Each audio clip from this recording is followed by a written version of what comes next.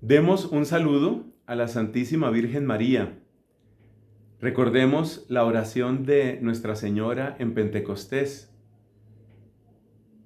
Cómo ese acontecimiento, esa donación del Espíritu, se convierte de algún modo en la carta de nacimiento de la Iglesia. Y allí está María. En este acontecimiento magno de Iglesia que es el Sínodo, queremos que ella esté muy presente. Dios te salve María, llena eres de gracia, el Señor es contigo. Bendita tú eres entre todas las mujeres, y bendito es el fruto de tu vientre, Jesús.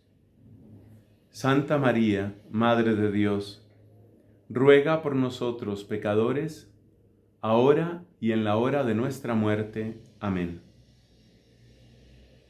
En el nombre del Padre, y del Hijo, y del Espíritu Santo. Amén.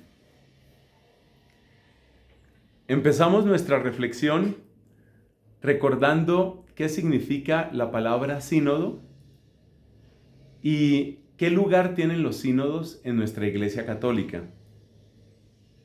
Después de esa introducción, hablaremos de por qué este sínodo del 2023, que ya empezó en el 2021, después presentaremos las líneas generales de este sínodo sobre la sinodalidad, y después presentaremos algunos aspectos prácticos que pueden servir para aplicar en nuestras comunidades esta inspiración del Papa Francisco. Esas son las partes de nuestra exposición. Como dije, después de la exposición habrá espacio también para algunas preguntas, y en la medida que Dios me permita, pues espero poder resolver o por lo menos dar alguna orientación. Entonces empezamos por la palabra misma y por qué es un sínodo. En griego existe una palabra que es hodos, la cual significa camino. La palabra hodos se encuentra, por ejemplo, en methodos, de donde viene método, que es como decir con el camino. También encontramos esta palabra en el término central que hoy nos ocupa. Synhodos quiere decir el camino junto. Esa partícula griega syn, que se suele escribir S-Y-N, es una conjunción que indica el estar juntos. Así, por ejemplo, una sinfonía es sonido que se hace entre varios, juntar sonidos, por supuesto, armónicamente. Esa es una sinfonía. La simpatía viene de pathos, que es como la emoción o el sentimiento. Simpatía literalmente es compartir el sentimiento del otro, lo que el otro está sintiendo, sentir con el otro. Entonces, la palabra sínodo está indicando el caminar juntos. Es una palabra que ya se encuentra, en su sentido fundamental, ya se encuentra en la Biblia, porque el primer nombre que tuvieron los cristianos fue precisamente los del camino.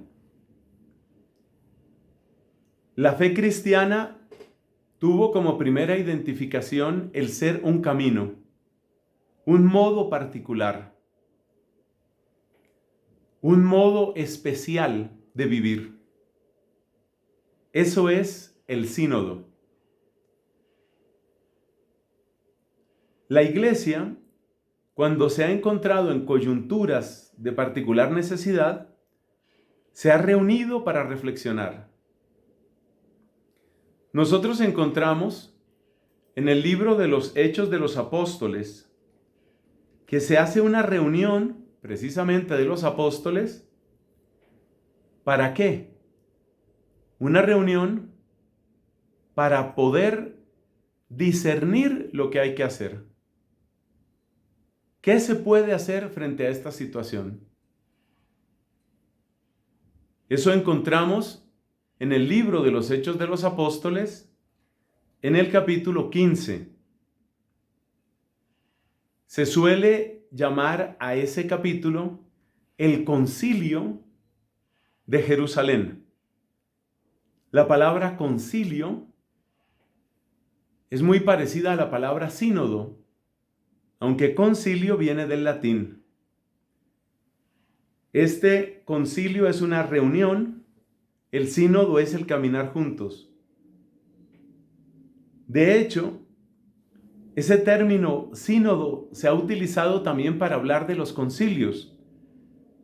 Si nosotros miramos los textos originales en latín del Concilio Vaticano II,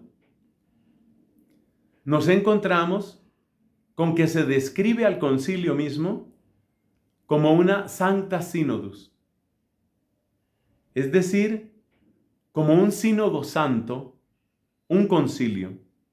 Concilio y sínodo vienen a ser sinónimos. La idea central es reunirse. La idea central es reunirse y hacer un camino juntos. Reunirse, por supuesto, significa escucharse, significa deliberar, significa llegar a acuerdos, significa tomar decisiones juntos. Eso es lo que vemos, por ejemplo, en Hechos de los Apóstoles, capítulo 15. Gente que se reúne para resolver un problema. ¿Cuál era el problema en Hechos de los Apóstoles, capítulo 15? Que algunos predicadores cristianos de profunda raigambre judía les estaban diciendo a los paganos que tenían que circuncidarse y practicar la ley de Moisés si querían ser salvados. Entonces entra la discusión. Unos dicen que sí, otros dicen que no. ¿Qué hacemos? Hay división. Pues lo que hacen los apóstoles no es escandalizarse, lo que hacen es reunirse, orar, hablar, hacer camino juntos.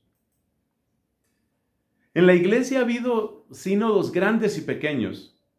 Hay sínodos locales o concilios. Repito que esas dos palabras en este contexto funcionan como prácticamente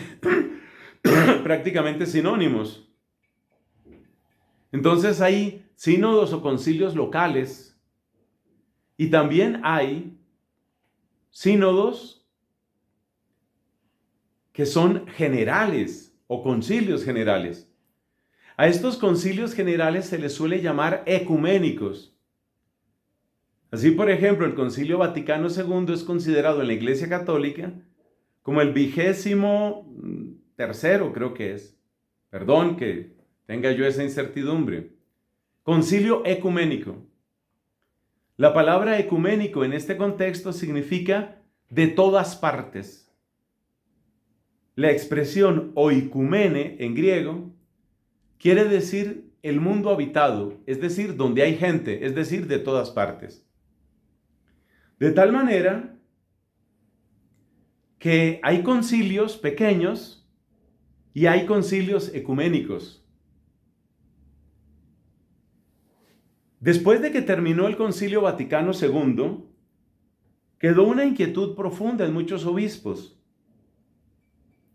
Y es que ese reunirse para intercambiar opiniones, buscar soluciones, aprender unos de otros, esa experiencia que ellos habían vivido en el Concilio Vaticano II, pues ellos no querían que se quedara ahí.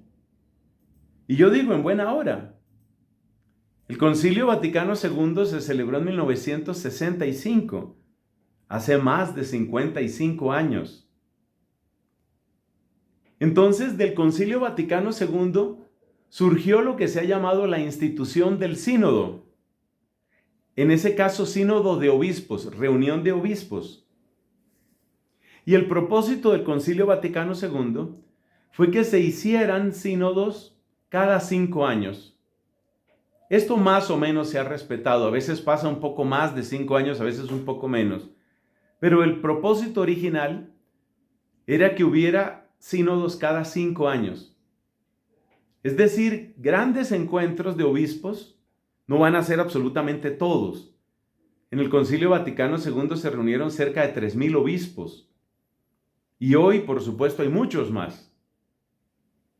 Entonces, la institución del sínodo quiere reunir cada 5 años un buen número de obispos de muy diversas partes del mundo para escucharse, para hacer camino juntos.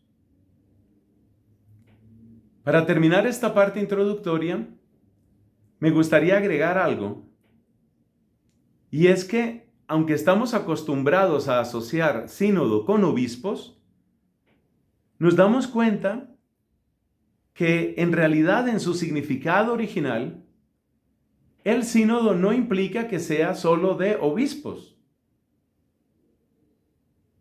Hay sínodos diocesanos, se han celebrado en muchas partes. Aquí, por ejemplo, en la Arquidiócesis de Bogotá se hizo sínodo arquidiocesano hace unos años.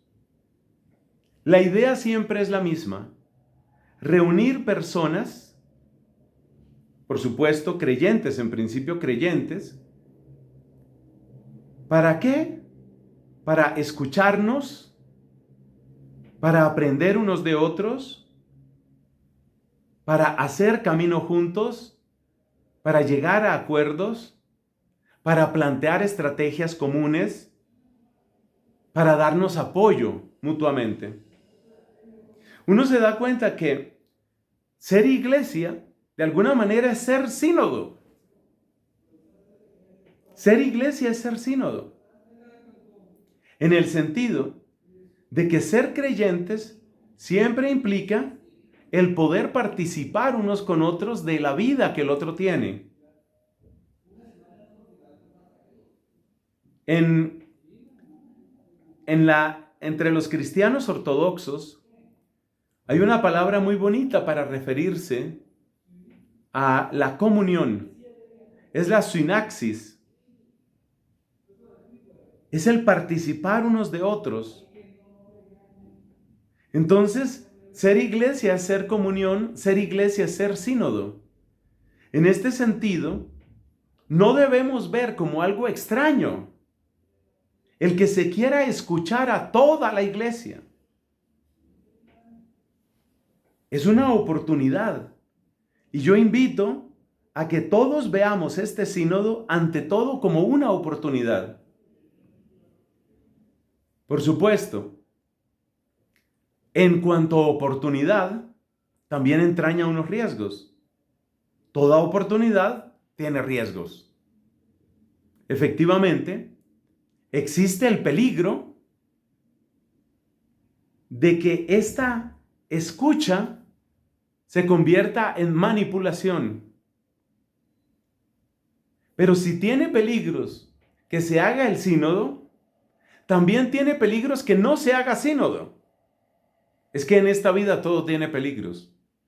Y nuestra actitud, yo pido, no puede ser una actitud de cobardía, ni una actitud de prejuicio, sino una actitud de participación y de vigilancia. Bueno, ahí terminamos esta primera parte sobre lo que es el sínodo, sobre lo que se quiere con un sínodo. Pasemos a la segunda parte. Nuestra segunda parte es ¿por qué este sínodo específico? Casi suena como un trabalenguas, ¿no? Un sínodo sobre la sinodalidad. Eso suena como un poquito trabalenguas. ¿Cuáles son los propósitos profundos? A partir de este momento quiero ser muy claro, muy sincero con ustedes. En primer lugar, ustedes, hermanas, que amablemente me piden este servicio, y luego con todos aquellos quienes puedan ver estas palabras, quiero decirles que a partir de este momento ofrezco ante todo mi interpretación, queriendo siempre ser fiel a la Iglesia y al Papa. Pero tomen estas palabras como el servicio de un hermano, que puede estar equivocado. Yo creo que todos podemos estar equivocados. Entonces, con toda humildad, con toda sencillez, hago esa aclaración. Se trata fundamentalmente de interpretaciones que con la mejor buena fe, con recta conciencia ante Dios, quiero compartir. Muy bien, hecha esa aclaración, vamos con este sínodo específico, que empieza en el 21 y que terminará en octubre del 23. ¿Por qué este sínodo? ¿Cómo lo interpreto? ¿Cómo lo leo? Y es lo que les comparto. Cuando hemos hablado del concilio de Jerusalén o sínodo de Jerusalén, hacia el año 70, tiempo de los apóstoles, Hechos de los Apóstoles capítulo 15, hemos mencionado que había un problema por resolver. En general, los sínodos han sido eso, oportunidades para abordar cuestiones que a todos nos atañen, a todos nos cuestan. O dicho de modo más sencillo, abordar problemas. Entonces es legítimo preguntarnos, ¿cuáles son los problemas que quieren ser abordados o que van a ser abordados o que están siendo abordados en este sínodo? En mi humilde interpretación personal, son unos 4 o 5 y los voy a mencionar.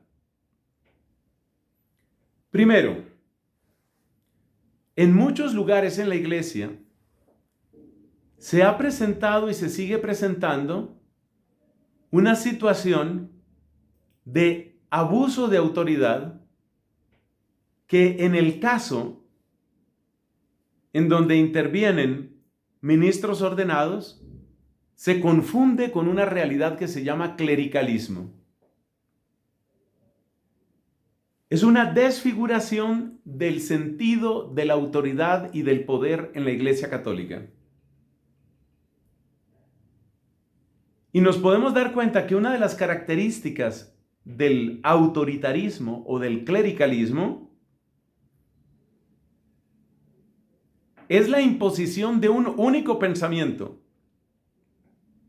Un único pensamiento y una sola voz. Cuando en una comunidad solo importa la voz de una persona, aunque esta persona sea seguramente muy sabia y muy experimentada, podemos suponer que esa comunidad está en peligro. Observemos que si se da autoritarismo o clericalismo, se rompe la escucha. No interesa lo que otros piensen. Por supuesto que en nuestras comunidades religiosas hay precauciones, hay salvaguardas para que no vaya a suceder eso. Así, por ejemplo, pertenece al derecho canónico que todo superior debe tener un consejo. Consejo general o consejo generalicio, consejo local, consejo conventual. La idea de tener un consejo es precisamente que no se quede una sola voz. Pero en ocasiones debemos admitir que en la iglesia se han presentado fenómenos de autoritarismo. Y una manera de romper el autoritarismo y de vacunarnos contra el autoritarismo es acostumbrarnos a que todas las voces importan. Todas las voces importan. Por supuesto, luego veremos, porque esta exposición, por supuesto, tiene sus partes, luego veremos que esto no convierte a la iglesia en una especie de democracia. Claro que no. Pero el hecho de que no seamos democracia no significa que no importen las voces, incluso de las personas más humildes, de las personas más descuidadas, de las que aparentemente cuentan menos. A veces es muy fácil excluir las voces de las personas que consideramos demasiado jóvenes, o demasiado mayores, o demasiado enfermas, o demasiado de derecha, o demasiado de izquierda. Y muy fácilmente nosotros empezamos a tener una serie de criterios que son puramente personales, con los cuales excluimos a otras personas. Entonces, ¿cómo abordar esos problemas de autoritarismo, de clericalismo? Un buen remedio parece ser enseñarnos todos a que hay que escucharnos. Ese es un punto. Un problema para atacar. Segundo problema. Muchas personas, especialmente muchos laicos, como han sentido tradicionalmente que su opinión y su voz no cuentan, sienten que la iglesia es cosa de otros. Este es el segundo problema. Que la iglesia es problema de otros. Hay un canto carismático que trata de luchar contra esa idea. Ese canto dice: yo soy la iglesia, tú eres la iglesia, somos la iglesia del Señor. Hermano, ven, ayúdame, hermana, ven, ayúdame a edificar la iglesia del Señor. Bueno, ese canto yo lo he conocido por mi cercanía con la renovación carismática. Y precisamente ese canto está retratando algo, que muchas personas no se sienten iglesia. Especialmente, repito, muchos laicos sienten que su único vínculo con la iglesia es a la manera de una notaría. Necesito un certificado matrimonial. Entonces, ¿cuáles son los requisitos? Lleno los requisitos, tengo mi sello, resuelto el problema. Y allá que el cura haga lo que pueda o lo que quiera con su gente. Entonces, fíjate el segundo punto. Si el primer punto es el autoritarismo, el segundo punto es la indiferencia. Entonces, este sínodo quiere luchar contra la indiferencia, que muchas veces es fruto de sentirse excluido. El laico que siente que su opinión no interesa, que su opinión no marca ninguna diferencia, pues finalmente termina limitándose a una relación externa, puramente formal, que muchas veces consiste solo en la misa ocasional del domingo, recibir los sacramentos, tal vez educar los hijos donde las monjas o donde los curas, pero que no me les vayan a meter mucho fanatismo, que no me les vayan a lavar la cabeza, el cerebro. Entonces, este sínodo quiere luchar contra eso. Al pasarle, figurativamente hablando, al pasarle el micrófono al laico, se está dando oportunidad para que muchos descubran que la iglesia son ellos. Tú eres la iglesia, yo soy la iglesia, somos la iglesia del Señor. También en las comunidades religiosas a veces pasa esto. Yo recuerdo hace muchos años, en algún documento nuestro, las actas de un capítulo general, se hablaba sobre promoción vocacional. Y una de las cosas que se decía, refiriéndose a nosotros los dominicos, era: muchos frailes consideran que la promoción vocacional es tema de otros. Como quien dice que el promotor vocacional haga lo que pueda, quizás se reventará en el intento, pero que la promoción vocacional es asunto de él. Por supuesto, este capítulo general nuestro, al referirse a ese tópico específico, hacía ver cómo a todos nos tienen que interesar las vocaciones. ¿Y por qué estoy mencionando esto? Porque lo que sucede con las vocaciones muchas veces sucede con otras cosas dentro de las comunidades religiosas. Es decir, existe el peligro en el ser humano de encerrarse en su pequeño mundo. Por ejemplo, he conocido el caso de varias religiosas que han prestado servicios en lo que se llama economato o se llama, por ejemplo, la sindicatura, o sea, el asunto del dinero. Y yo le he oído a lo largo de mi vida, si Dios permite, pues me voy acercando a los 30 años de sacerdocio. A lo largo de mi vida yo les he escuchado por lo menos a 2 religiosas que dicen: yo no sabía nada de la economía de este convento, o de esta abadía, o de este monasterio. Yo no sabía nada. Yo no sabía las cuentas que había que pagar. ¿Eso qué significa? Que muchas veces, en términos de vocaciones, o en términos de economía, o en otros temas, nos encerramos y sentimos que otros tienen que ocuparse. Eso que lo resuelva la ecónoma, eso que lo resuelva la priora, eso que lo resuelva la abadesa. Y yo mientras tanto sigo aquí tranquila en mi vida. Un sínodo es una magnífica oportunidad para salir nosotros de la indiferencia, que a veces es indiferencia porque nos han excluido y a veces es indiferencia porque es cómodo. Entonces llevamos 2 motivos para este sínodo. Cuidado con el autoritarismo que a todos nos tienta cuando llegamos al poder, y cuidado con la indiferencia. Y la indiferencia, repito, a veces es porque me han excluido y a veces es porque a mí me conviene. A mí me conviene que me dejen en mi pequeño mundo. Pues este sínodo quiere que nosotros salgamos de nuestro pequeño mundo.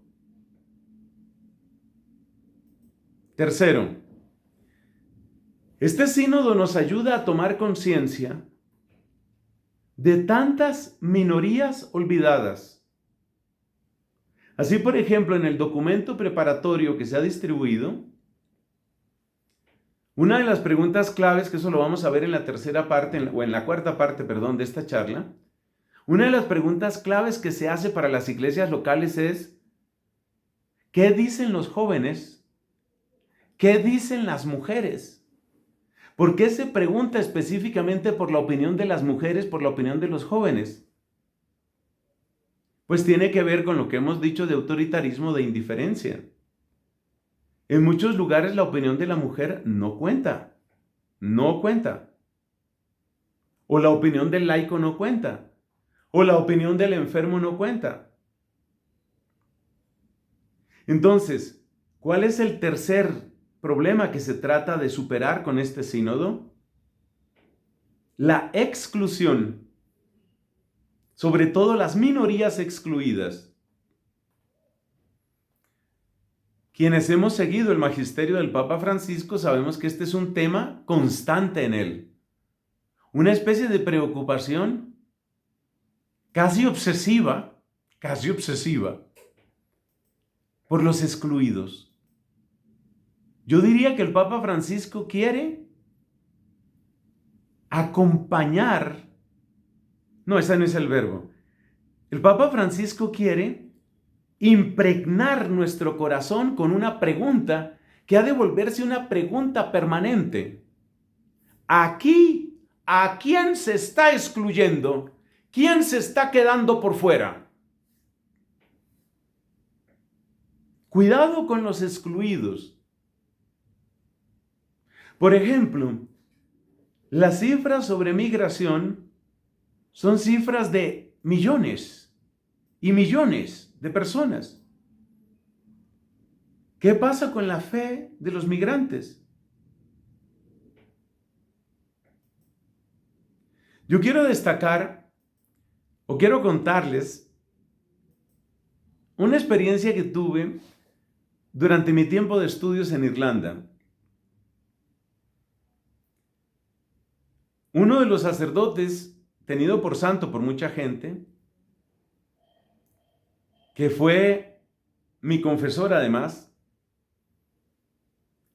es un hombre que a mí siempre me sorprendía, salía con unas cosas.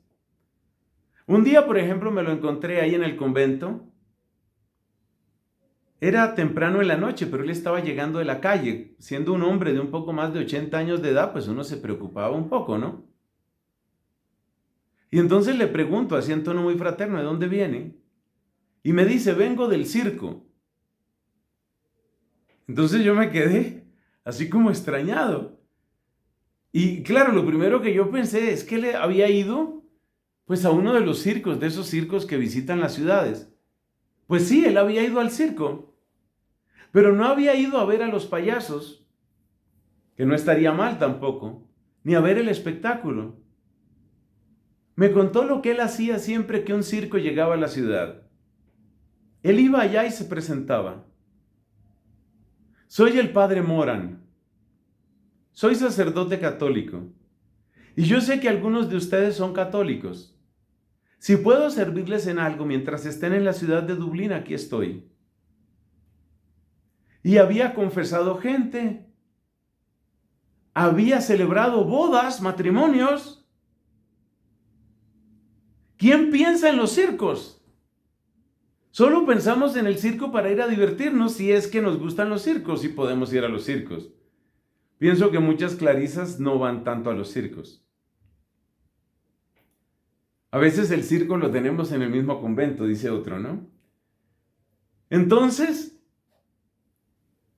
ese es un ejemplo de un sacerdote que tiene viva la pregunta que ha popularizado el Papa Francisco. ¿Aquí quién hace falta?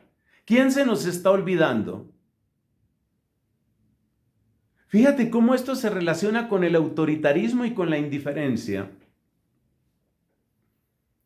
La persona autoritaria siempre cree que tiene visión perfecta. Yo tengo todo claro. A mi radar nada se le escapa. Eso crees tú. Eso crees tú. Acércate al circo. Acércate al migrante, al desplazado. Acércate al enfermo, al discapacitado. Acércate al agonizante o quizás a la aspirante, a la postulante. Que tus oídos alcancen a todos. De aquí vamos sacando una conclusión. Y es que el sínodo, aunque es un acontecimiento, yo creo que este sínodo quiere ser más una actitud. Y yo creo que interpreto bien al Papa Francisco si digo esto. El Papa quiere que la actitud sinodal se quede con nosotros. Que nosotros adoptemos una actitud sinodal, porque el sínodo como tal, si Dios no dispone otra cosa, pues terminará hacia octubre, noviembre, supongo que octubre del año 2023. Pero lo importante es que cuando termine el sínodo no termine la actitud sinodal. Que se nos quede la costumbre de evitar autoritarismo, de evitar indiferencia y de preocuparnos siempre por los excluidos. La cuarta motivación para este sínodo, que es la última que voy a mencionar y con eso cerramos esta segunda parte, la cuarta motivación está en el hecho muy preocupante, pues para mí y para todos los que amamos a la iglesia, de una especie de polarización que se va acentuando en el pueblo creyente. Una polarización. Y la polarización siempre se alimenta del silencio, siempre se alimenta del prejuicio y siempre se alimenta de la murmuración. ¿Se han dado cuenta ustedes de cuántas veces el Papa nos ha advertido sobre el peligro y el pecado que es la murmuración? Pero es que la murmuración no va sola. La murmuración se alimenta de ese silencio que no es silencio de recogimiento, ni silencio de oración, ni silencio de contemplación. Es silencio de sospecha. Es silencio de vigilancia. Es el silencio del espía. Entonces, ese silencio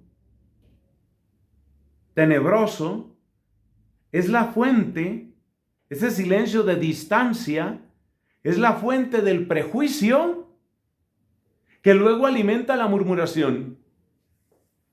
Y esto está muy metido en el corazón herido por el pecado. Y si nos preguntamos cuál es el corazón herido por el pecado, yo tengo que levantar la mano primero que todos. Porque todos somos pecadores. Y el corazón herido por el pecado es el corazón que fácilmente toma el silencio de distancia. Esto está metido en la naturaleza humana. Date cuenta, por ejemplo, lo observan un poquito más en las niñas que en los niños, pero eso no es lo más importante. ¿Cuántas veces hemos visto en los colegios de niñas que dos chiquitas que pueden tener 7, 8 años, la una le dice a la otra, ¿no te hablo? Y la otra responde, yo tampoco. ¿Eso cómo se llama? Silencio de distancia. Tienen 7 años, tienen 8 años y ya aprendieron a distanciarse. Y después de que hay silencio de distancia, ¿qué hay? Prejuicio. ¿Esa otra es tan antipática? Y después del prejuicio, ¿qué viene? Murmuración. Empezar a hablar con otro para crear distancia, más distancia, con aquella que me cae mal. Entonces, de ahí viene la polarización. Y en nuestra Iglesia Católica sí que es fácil caer en la polarización. Los llamados de izquierda, los de derecha, los progresistas, los tradicionalistas, los lefebristas, los del Vaticano III. ¿Cómo se vence esa polarización? Si la polarización empezó o empieza siempre con un silencio de distancia, ¿cómo crees que se soluciona la polarización? Es necesario aprender a hablar, a respetar, a escuchar, a acoger. Entonces yo veo, es una interpretación simplemente de un hermano de ustedes, yo veo estos 4 motivos, estas 4 situaciones de iglesia que motivan el camino sinodal. Si alguien me pregunta, ¿cuáles son los problemas a los que quiere responder el sínodo? Yo diría, intenta responder a estos 4 problemas que hemos mencionado, a ver si los puedo decir de memoria. El autoritarismo, la indiferencia, la exclusión y la polarización. Ahí los hemos dicho con una sola palabra. Autoritarismo, indiferencia, exclusión, polarización. Hagámonos una pregunta. ¿Esto sucede únicamente en el Vaticano? No. ¿Sucede únicamente en Europa? No. Ah, entonces en África también. Sí. ¿Y en América? Sí. ¿Y en mi diócesis? También. ¿Y en mi convento? También, muchas veces. Muchas veces pasa eso. Podemos imaginar estos 4 factores que he mencionado, podemos imaginarlos como fuerzas centrífugas que de alguna manera desgarran el tejido de la iglesia. El autoritarismo desgarra. Porque al ver a una persona que se sienta en el poder y que pone el poder a su servicio, muchas veces para esconder sus propios pecados o solo para buscar sus beneficios, ahí no reconocemos el Evangelio de Jesús. Y al desconocer el Evangelio en esa persona, y al sentirnos distantes de esa persona autoritaria, totalitaria, déspota, terminamos atacando la estructura misma de la obediencia y la estructura misma de la iglesia. La indiferencia nos desgarra. Claro que sí. La exclusión nos desgarra. A veces me ha pasado cuando he predicado retiros a comunidades religiosas, tanto de vida apostólica como de vida contemplativa. Me ha pasado que muchas personas, muchas de las hermanas, pues piden confesarse o hablar. Y por supuesto, la confesión tiene su sagrado secreto de confesión, su sigilo sacramental. Pero a veces uno se muere de dolor. Porque a veces uno piensa al escuchar a algunas hermanas, uno dice, si esto lo pudiera escuchar la superiora,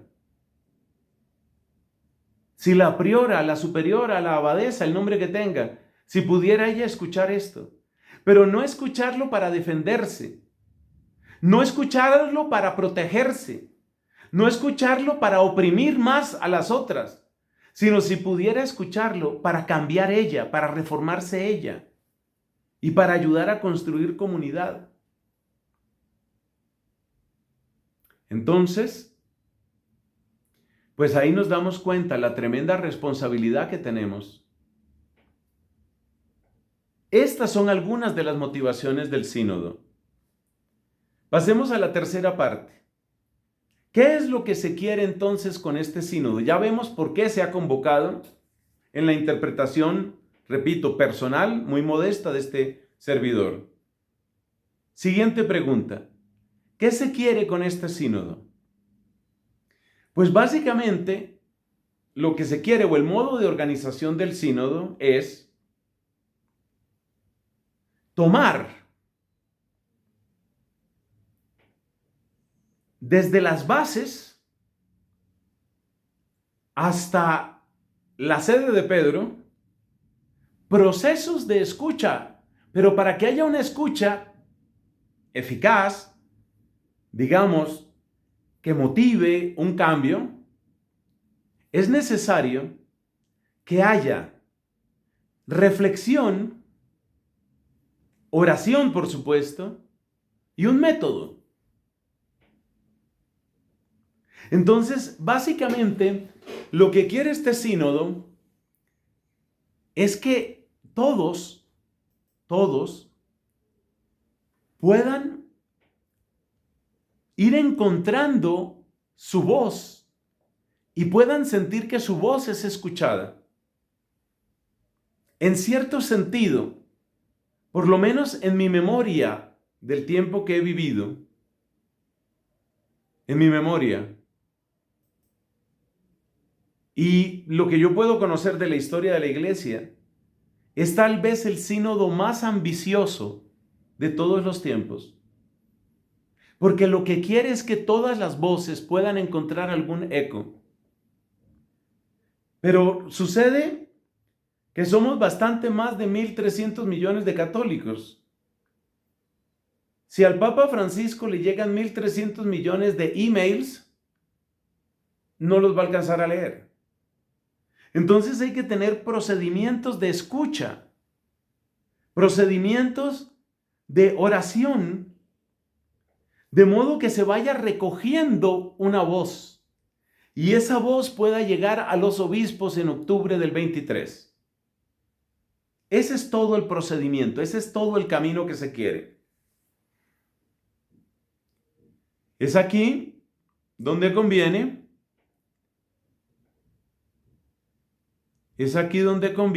asomarnos al documento llamado documento preparatorio. Es un documento que, como ustedes pueden ver, pues tiene 44 páginas. Eso es bastante.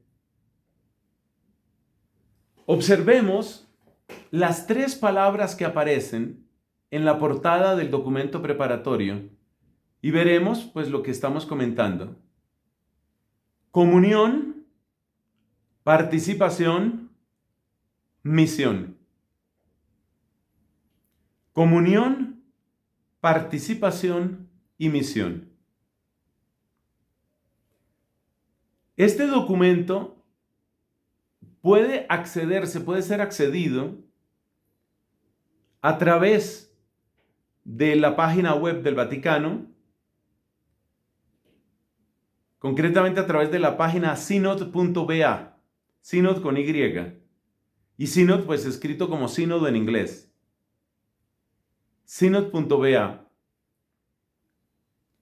Observemos el logo que aparece. Voy a tratar de ampliar un poco, si eso ayuda incluso la visibilidad. Observemos el logo que se nos presenta. Está el obispo, está la religiosa, está el anciano, está el niño, la niña, está el jovencito, está el discapacitado. Este logo es todo un mensaje ya. Es todo un mensaje.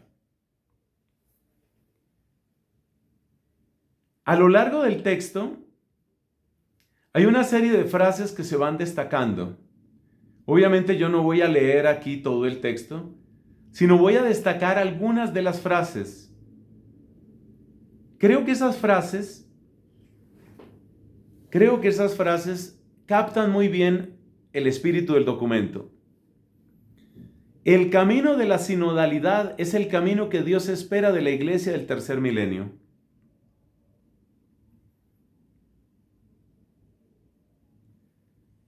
En su encíclica Novo Millennio Ineunte, el Papa San Juan Pablo II introducía al pueblo cristiano en el tercer milenio. Este sínodo, de algún modo, quiere interpretar esa entrada en el tercer milenio como una entrada en clave de participación, de comunión y de misión. Es decir, es un sínodo que apunta a la identidad misma de la iglesia. Seguimos avanzando. Solo me voy a quedar en las frases destacadas porque el tiempo no nos da para otra cosa. A lo largo del documento se van destacando distintas personas del logo que veíamos antes, ¿no? Es un documento bien interesante este. Entonces mira la siguiente frase destacada. Dice, a ver, aquí está lo del autoritarismo. La iglesia entera está llamada a confrontarse con el peso de una cultura impregnada de clericalismo, heredada de su historia, y de formas de ejercicio de la autoridad en las que se insertan los diversos tipos de abuso. Ese es el problema, o mejor dicho, uno de los problemas. Utilizar la autoridad básicamente para proteger mi yo, para proteger mis intereses y en los casos peores, para proteger mis vicios. Todo esto del abuso de menores nunca hubiera podido suceder si no es debajo de la capa del autoritarismo y del clericalismo. Entonces necesitamos un remedio para eso. Necesitamos afrontarlo. No es solamente tener más normas o meter más curas a la cárcel o pagar multas más abultadas. Necesitamos una conversión eclesial. Por supuesto, lo del abuso de menores es algo absolutamente horroroso por lo que tenemos que sentirnos todos dolidos y avergonzados. Pero hay que decir algo. Hay que decir algo. Y es que en muchos otros lugares hay abuso de autoridad que no llega a ser abuso de menores. Cada vez que se utiliza la autoridad de que aquí yo soy el superior y por consiguiente se hace lo que a mí me conviene o lo que a mí me gusta, ahí hay autoritarismo. Sigamos. Encontramos, ya vamos llegando página 14, página 15. Mira esta otra frase que es preciosa. Para caminar juntos es necesario que nos dejemos educar por el Espíritu en una mentalidad verdaderamente sinodal.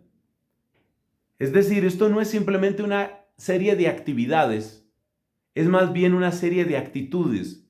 Escribe eso que te conviene. No se trata solamente de actividades, es actitudes. Actitud del que manda y del que obedece. Actitud de la religiosa que entra apenas al monasterio y que inicia el camino y que quiere dar su voz como un aporte. Actitud también de la hermana que ya cumplió bodas de oro, que ya aparentemente es jubilada de todo y que sin embargo pone al servicio de la comunidad su propia experiencia como un servicio, no como una imposición. Veamos otra frase de lo que significa, ustedes tienen el documento, es fácil conseguirlo. Una iglesia constitutivamente sinodal, nos dice. Y mira este otro pensamiento que tenemos aquí, ya lo habíamos mencionado. Iglesia y sínodo son sinónimos. Esa es una frase de San Juan Crisóstomo, por cierto. La tiene en su comentario al Salmo 149. ¿Qué más nos encontramos por aquí como espíritu sinodal? Mira esta advertencia. Luego vamos a comentar un poco las advertencias prácticas, ¿no? La consulta al pueblo de Dios no implica que se asuman dentro de la iglesia los dinamismos de la democracia radicados en el principio de la mayoría. Es decir, que todos sean escuchados no significa que ahora la iglesia se volvió una democracia y que vamos a resolver por votación.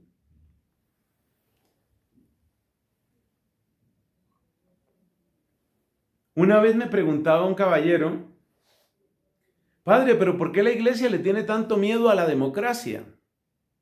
Y obviamente pues él se quejaba de todos los abusos, precisamente los abusos clericalistas, que es lo que venimos diciendo.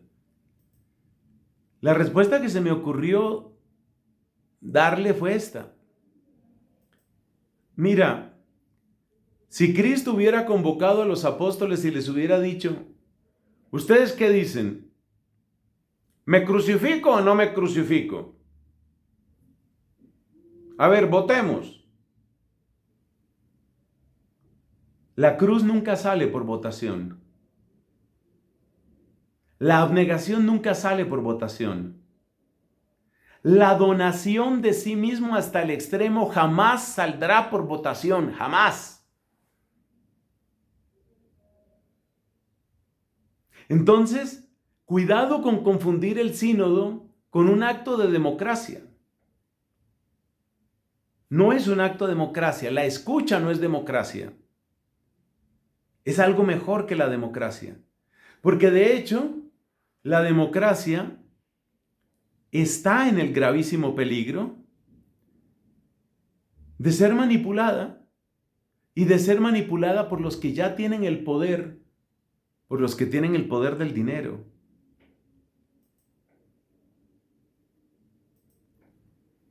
Avancemos otro poco para que vayamos viendo cuál es el espíritu de este sínodo.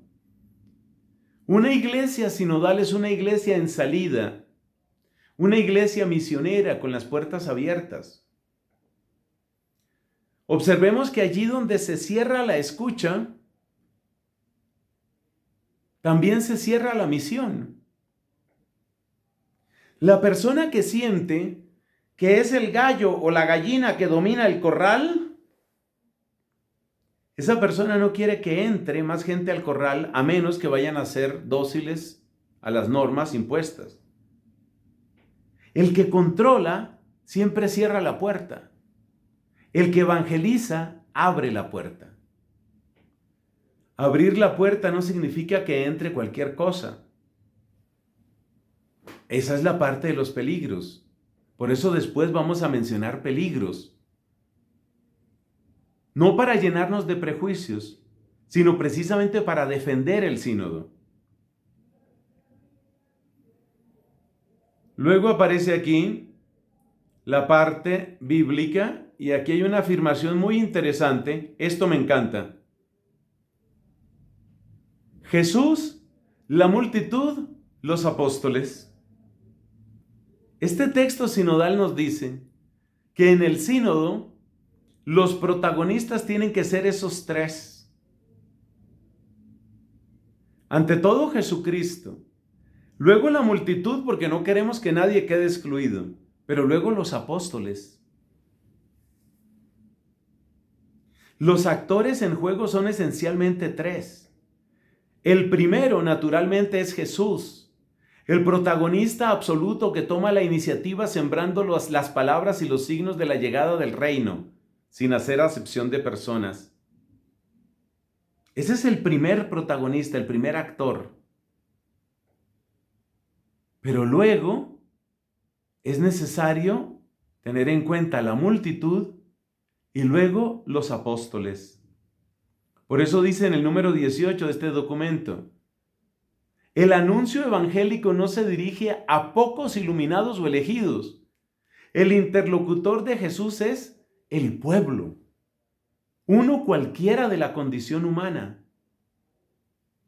¿Quiénes eran los destinatarios de los milagros? No era la élite, ni la élite económica, ni la élite intelectual, ni la élite religiosa. El interlocutor de Jesús es el pueblo de la vida común, uno cualquiera. Jesús acepta como interlocutores a los que forman parte de la multitud. Pero luego está el tema de los apóstoles. Mira, dice aquí, el anuncio evangélico no se dirige a pocos iluminados, el interlocutor es el pueblo. Algunos siguen más explícitamente a Jesús, experimentando la fidelidad del discipulado. Estos van a ser los apóstoles. Entonces, para que el sínodo funcione, Cristo tiene que estar al centro.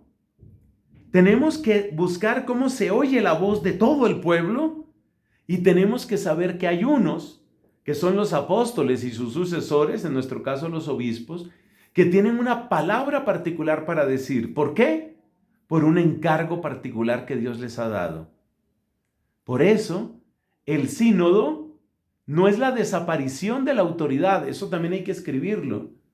El sínodo no es la desaparición de la autoridad, es más bien la conversión de la autoridad para que sea siempre lo que tiene que ser, servicio. La elección de los apóstoles no es el privilegio de una posición exclusiva de poder, nos dice este documento preparatorio. No es el privilegio de una posición exclusiva de poder y de separación, sino la gracia de un ministerio inclusivo de bendición y de comunión. Cuidado con el uso de la palabra inclusivo. A mí no me gusta la palabra inclusivo ahí, porque ya sabemos cómo se está entendiendo hoy la palabra inclusivo. Hoy muchas veces se entiende el inclusivo no como la acogida en Cristo para ser renovados en Él, sino más bien como una especie de derecho que tiene cualquiera a imponer su propia visión de las cosas. Esa es la única palabra que realmente me ha chocado, pero bueno, está ahí. Ahora, se puede entender bien ministerio inclusivo si lo entendemos como ministerio de acogida, porque Cristo ciertamente acoge. Y la acogida de Cristo no tiene fronteras. Ahora bien, Cristo me recibe como soy, pero no me deja donde estoy. Vamos llegando a la página 30, todavía hay un par de frases que hay que destacar. Vamos llegando a la página 30, y esa página 30 es importante en este documento porque es donde aparecen las preguntas concretas, que yo creo que han de ser el trabajo principal en nuestras comunidades religiosas. La insidia que divide se manifiesta indiferentemente en las formas del rigorismo religioso, de la intimación moral y de la seducción de una sabiduría política mundana. ¿Te acuerdas que dijimos que una de las motivaciones del sínodo era superar polarizaciones? Es lo que aquí llama la insidia que divide. Entonces hay rigorismo religioso. El rigorismo religioso era el típico de los fariseos. Nosotros somos los buenos, los demás son unos malditos. La intimación moral, es decir, el pretender imponer sobre los otros lo que ni siquiera estamos viviendo, pero sobre todo con un carácter de superioridad, también muy típico de los fariseos. Y luego la seducción de una sabiduría política mundana, algo muy propio de los saduceos. Y finalmente, ¿a qué conducen los saduceos? Conducen a: conviene que muera uno y no que muera el pueblo. El que estorba, mejor que se muera. A eso lleva la sabiduría política mundana. El número 21 nos hace una advertencia. Existe otro actor que se agrega, el antagonista, que introduce en la escena la separación diabólica de los otros tres. O sea, yo no me invento nada. Cuando yo digo que al sínodo hay que defenderlo de las deformaciones, es por esto. Porque ya el número 21 del documento preparatorio nos dice, leo: existe otro actor que se agrega, el antagonista, que introduce en la escena la separación diabólica de los otros tres. Ante la desconcertante perspectiva de la cruz, hay discípulos que se alejan, gente que cambia de humor. La insidia que divide se manifiesta, y ya viene la frase que acabamos de leer. Entonces hay que tener ese cuidado. Hay que saber que hay amenaza y hay que saber que hay que defenderlo. Bueno, una última frase por aquí. Ningún ser humano es indigno a los ojos de Dios. ¿Te acuerdas que dijimos que una de las motivaciones era evitar la exclusión? Ningún ser humano es indigno a los ojos de Dios. Y la diferencia instituida por la elección no es preferencia exclusiva, sino otra vez la palabra que le fascina al Papa: servicio, servicio y servicio, y testimonio de dimensión universal. Bueno, llegamos a la página 30 que les avisé. Esta página 30 es la que trae preguntas específicas. A partir de la página 30, se llama ya propiamente en la 31, ¿no? 31. Dice la sinodalidad en acción, pistas para la consulta al pueblo de Dios. Nos van a dar 10 pistas. De esas 10 pistas, sobre todo las 3 primeras, yo creo que son especialmente valiosas. Mira, la pregunta fundamental es esta. En una iglesia sinodal que anuncia el Evangelio, todos caminan juntos. ¿Cómo se realiza hoy este caminar juntos en la propia iglesia particular? ¿Qué pasos nos invita a dar el Espíritu para crecer en nuestro caminar juntos? Y luego nos dan ahí unas indicaciones adicionales. Esto vale para las iglesias locales. Yo creo que con una pequeña adaptación se puede tomar para nuestras comunidades religiosas. Luego nos hablan de las articulaciones de la sinodalidad. Fíjate, aquí está nuevamente lo que decíamos: oración, reflexión, coparticipación. ¿Cómo se puede participar? Eso está muy concreto ahí en esa página 31. Y luego se nos habla de algunas inquietudes específicas. Lo que aquí llaman los núcleos temáticos a partir de la página 36. Núcleos temáticos para profundizar. Les decía, de esos 10 núcleos, a mí personalmente me llegan sobre todo los 3 primeros. En la iglesia y en la sociedad estamos en el mismo camino, uno al lado del otro. ¿Quiénes son los que caminan juntos? Cuando decimos nuestra iglesia, ¿quiénes forman parte de ella? ¿Quién nos pide caminar juntos? En el fondo se trata de eso. ¿Nos sentimos compañeros de viaje? ¿Qué personas o grupos son dejados al margen, expresamente o de hecho? Esa es una muy buena pregunta. Muy buena. Y esa pregunta hay que hacerla con valor, también con sencillez, con humildad, no para destruir. Hay que hacerla al interior de nuestras comunidades. Luego la escucha, en lo cual pues he insistido mucho. ¿Hacia quiénes se encuentra en deuda de escucha nuestra iglesia particular? ¿Cómo son escuchados los laicos, los jóvenes, las mujeres? ¿Cómo integramos las aportaciones de consagradas y consagrados? ¿Qué espacio tiene la voz de las minorías, los descartados, los excluidos? Ese segundo punto es muy importante también y estas preguntas se pueden implementar en nuestras comunidades. Y luego lo tercero, lo de tomar la palabra. Mire este tipo de preguntas.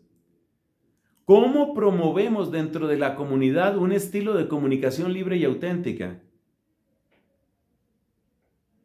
Como decía una vez quejándose un fraile, le decía al provincial, yo no sé si era justa o no era justa su observación, pero le decía esto, usted no se deja hablar.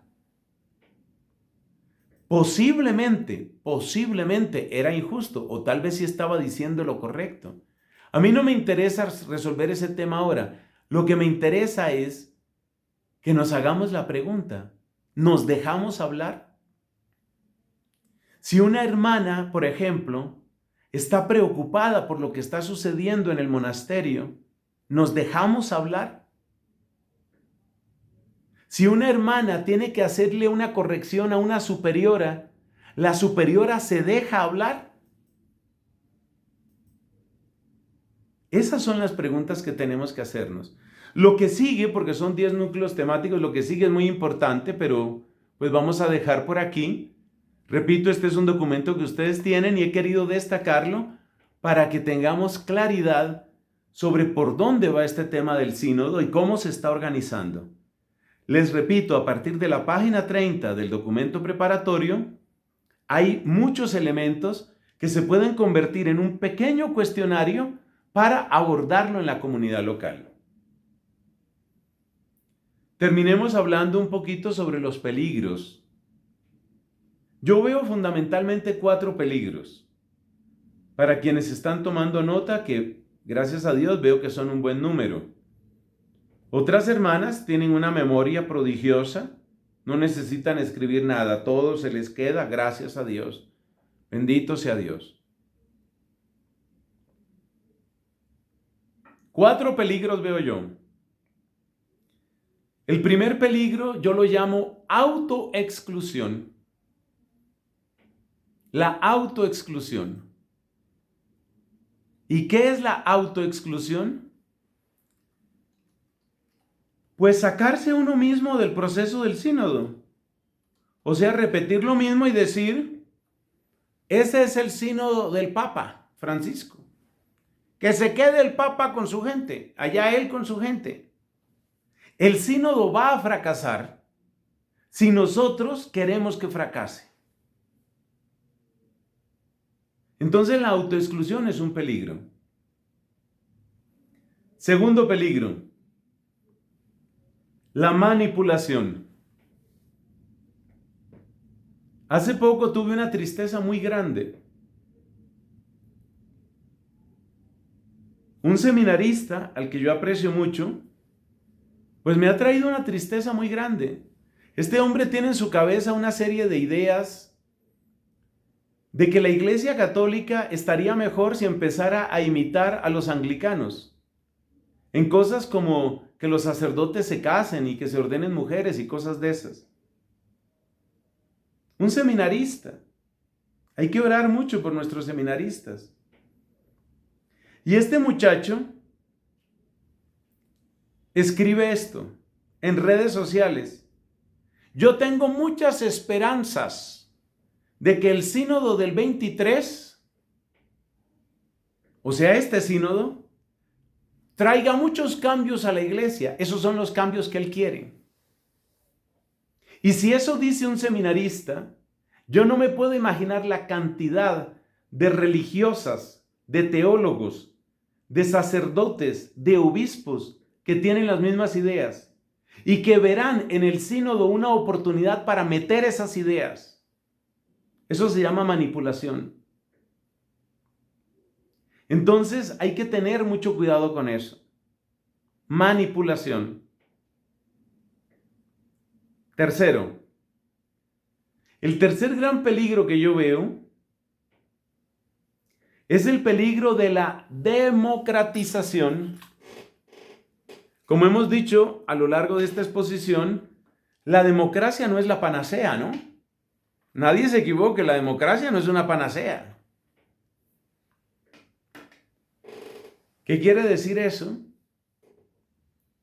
Eso quiere decir que hay gente que quiere presentar en junio, en julio del 23, presentar más o menos cifras diciendo, el 90% de los católicos quieren que la anticoncepción sea aprobada por la iglesia, por decir cualquier cosa. Y al presentar cifras, quieren hacer presión, como si la fe de la iglesia o como si la vida de la iglesia dependiera de esas cifras. Esa es la tentación de la democratización. Entonces, llevamos 3 peligros: la autoexclusión, el primero; la manipulación, el segundo; el tercero, la democratización, es decir, que empiecen a jugar con las estadísticas; y el cuarto, que no le tengo una palabra así chiquita, cortica, el cuarto peligro es que la frase es famosa, por lo menos aquí en Colombia: que todo cambie para que nada cambie. Es decir, que pase el sínodo y después de todo este trabajo macro, al final todo queda igual. Eso va unido a la autoexclusión, a la indiferencia propia, a la autoexclusión. Entonces, ¿el sínodo puede fracasar? Sí. ¿Queremos que fracase? No. Vemos una oportunidad porque los 4 peligros que mencionamos antes, en la segunda parte de esta exposición, los peligros que mencionamos, es decir, el tema del autoritarismo, por ejemplo, el tema de la indiferencia, el tema de la exclusión, esos son temas reales. El tema de la polarización. Entonces nosotros queremos que fracase el sínodo. No. Nuestras oraciones, nuestro amor, nuestro ayuno tiene que ir por el éxito del sínodo. Pero nos damos cuenta que hay peligros y que no podemos ser tontos ni ingenuos. Existe el peligro de la autoexclusión, sigan ustedes con su sínodo. Existe el peligro de la manipulación, como ese seminarista que ya quiere que la iglesia se vuelva otra cosa de aquí al 23.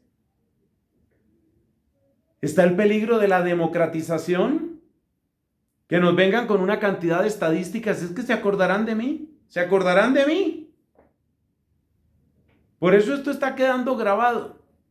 Y yo lo voy a publicar también en mi canal, porque yo quiero que quede constancia. Y luego está eso de que todo cambie para que nada cambie. O sea, ya acabó el sínodo. Ay, por fin acabó el sínodo. Ahora sí que siga la vida como siempre. Eso sería un fracaso del sínodo. Pero mis últimas palabras en esta reflexión, que me ha resultado más larga de lo que yo pensaba, mis últimas palabras son para decir: oremos por el Papa, oremos por la Iglesia, oremos por el sínodo. Y pidamos que esta oportunidad que nos da el Espíritu de Dios sea oportunidad para que todos crezcamos en la fe, la esperanza y la caridad. Para que crezcamos en la comunión y la misión. Gloria al Padre, y al Hijo, y al Espíritu Santo, como era en el principio, ahora y siempre, por los siglos de los siglos. Amén.